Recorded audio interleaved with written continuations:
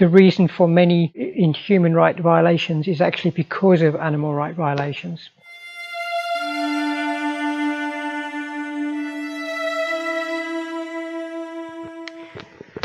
So today I'm going to talk a little bit about human rights violations for a change, because it's often the case that pre-vegans will try and get me to acknowledge that human rights is also a big thing in the world and that we should be focusing on that too. In fact, their idea is that we should really focus on solving human rights issues before we start focusing on animal rights issues.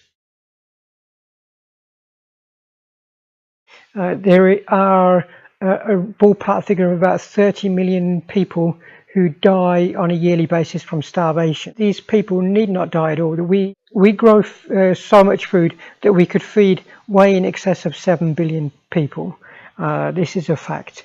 But the reason why that food is not available to humans is because the vast majority of it actually goes quite wastefully towards feeding animals.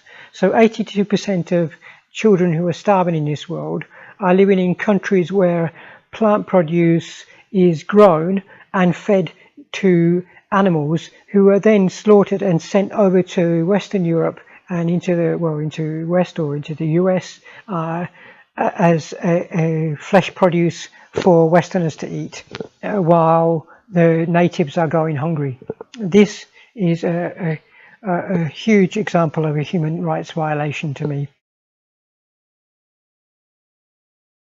Everybody who's working in this industry is suffering, really, because it's a very traumatic, very stressful and anxiety-full occupation to be working with these animals and to be abusing these animals, because I think that it has to be acknowledged that there is abuse going on in these places, especially the people in abattoirs.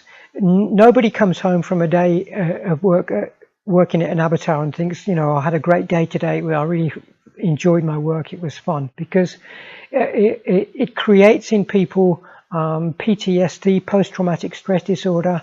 This is something which is really unavoidable accompaniment of that trade. You can't really avoid it. It's like being sent out to war. You're going to get PTSD if you're going to be witnessing people being killed or animals being killed. If you're going to see blood every day, you're going to get PTSD. So these people are coming home, and it's often the case also that in homes where somebody is working within that industry, that there's increased cases of domestic violence. This is unavoidable, really, because once you're faced with that every day, it starts to change you mentally, so that you start behaving more indifferent and callous towards humans, the same as you've been doing to animals all day. Abattoirs and intensive animal rearing institutes are in most cases situated in poorer areas where blacks or Hispanics are present, never in rich white neighborhoods. And the reason for this is because these institutes, these buildings, they put out this terrible stench which travels for kilometers and makes everybody feel uncomfortable. And anybody living within the vicinity of these areas will have to face this abuse daily of this stink that's coming at them.